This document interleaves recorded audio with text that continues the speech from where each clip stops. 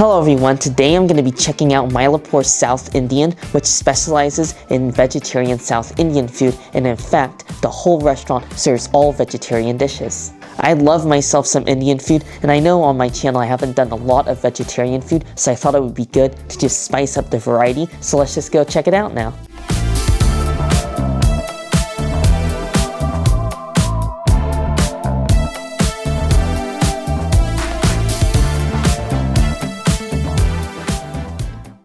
After waiting around for an hour, I finally got seated here at the restaurant, and when I arrived here, I had to put my name on the Yelp waitlist. So my pro tip is make sure to put your name on the Yelp waitlist before you leave home, since you're able to do that on Yelp, since the wait here is always super long. It's actually pretty crazy how busy it is here. This is probably one of the most popular restaurants I've gone to in a really long time. I also ordered when all of my food came out. The way you order here is a little bit different than your typical restaurant. You go up to the front counter and place your order there, and then you're able to sit down at a table, and then a few minutes later they'll just bring out all your food. The first item I'm going to start off with is their lunch thali set. This is just a lunch set with a variety of small little dishes, which I'm really looking forward to because it looks so colorful and fun. The first dish I want to start off with is it looks like it's a mixture of peas, carrots, and a little bit of celery. Wow, this is spicy and it is powerful. It's just full of carrots, peas, and a little bit of green beans, all of which I love. And the seasoning, it's really like this curry mixture that is incredibly spicy and intense. I would say it's a little bit on a higher level of a medium level spiciness for most restaurants, although they didn't really list it on the menu. But my favorite part of this is there's all these little mustard seeds in there, which really add a nice bite and almost like a peppery kick.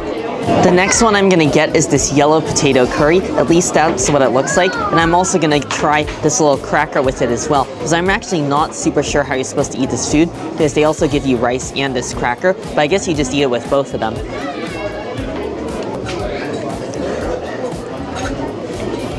Oh, that potato curry is really nice. It's almost like a more liquidy version of the first vegetable dish I had. It's like a rich, spicy curry sauce, again, with a powerful mustard seed flavor. And then there's just large cubes of potatoes in here. And this cracker is also pretty interesting as well. It actually just tastes like a sort of flour cracker. And pretty much the second you bite into it, it just dissolves. And it's kind of fun, and it has a nice texture to it. I do need to cool things down a bit, so I made sure to get a mango lassi, which has got to be one of my favorite Indian drinks.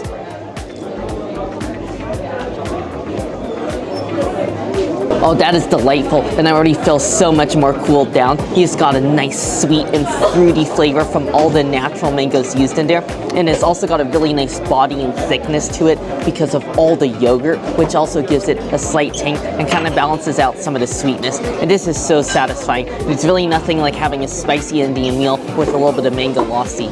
Next, I'm gonna go for this dish, which looks like it's sort of a tomato-y based curry sauce. I'm not sure if it's blended with something like some sort of lentils, since it looks mostly smooth, but I'm guessing you just eat this with a little bit of rice.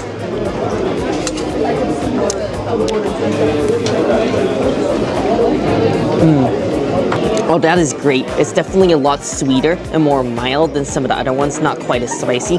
I do love that tomato-y flavor in there, and it does taste like it's blended with some lentils, and it goes great with the rice because it's just almost like a sauce, so it's just a delicious bite. Now I'm gonna go ahead and go for our next dish, which looks like a soup because it seems like a nice red and rich broth, but I don't think I'm gonna be having this one with rice.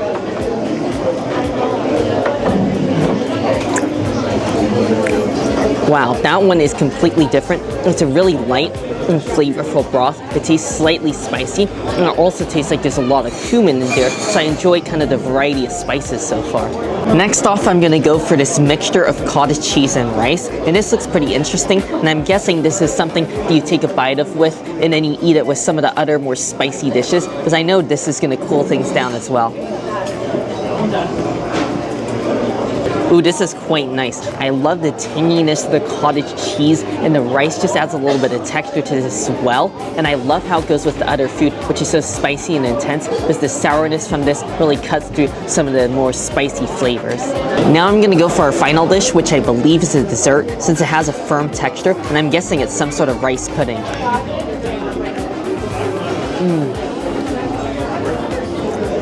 Ooh, I love this. This definitely reminds me of like the quintessential Indian dessert. and I'm right. It definitely is a sort of rice pudding dessert. What I love about this is it's smooth since all the rice has been blended, and I also taste plenty of saffron in there, which is the world's most expensive spice. And I do love saffron, but because it's so expensive, it's pretty rare that I enjoy food with saffron in it, so I'm pretty impressed with that dessert.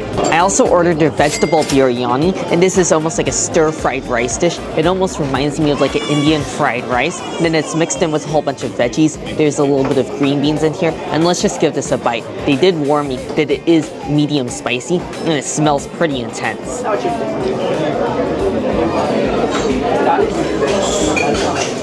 Wow, I love the vegetable biryani, and it's actually not too spicy compared to some of the other dishes I've had so far. The best part about this is all the tomato flavor. It's got such rich acidity from the tomatoes, and I love that there's little pieces of tomatoes in the rice here as well. And then you got all the other vegetables in here. There's also some carrots. I just love this. They also give you a little bit of yogurt sauce on the side with the rice, but I'm just gonna get a bite of the rice with the yogurt. Oh, that yogurt sauce is actually much needed. It goes so great. I love the contrast of the hot steaming rice, and then you got the cold refreshing yogurt sauce, which tastes very oniony and slightly garlicky as well. So that extra oomph from the flavor of the garlic and onion goes nicely with the rice. For my last item, I want to tackle this giant podi masala dosa. This is like a spiced Indian pancake since there's plenty of dry spices on the inside, and then also comes with a few different sauces on the side. I'm just gonna rip off the corner of this dosa, and it already feels so delicate and flaky and slightly greasy, so it seems really appealing so far. I'm gonna give it a dip in one of our sauces. I'm guessing that this is the main sauce right here since this is the biggest container, and it looks like another orange sort of curry-like sauce. Oh yeah, the dosa itself is pretty spicy. I love the really airy and crispy texture. It's so satisfying. I mean, it almost melts in your mouth because of how thin it is. But this is the dish that the person at the counter warned me about ordering, because this is what I would call Indian level medium spicy, which for me is actually pretty intense. I mean, they're not playing around with all the spices in there. I love how they have a little bit of bitter flavor, which adds some nice depth. And the sauce on the side actually isn't that spicy at all. It's very pleasant. It's like an almost tangy curry, and it has a very sour taste to it, but it's kind of nice because it goes really well with some of the really intense and sort of bitter spices in here.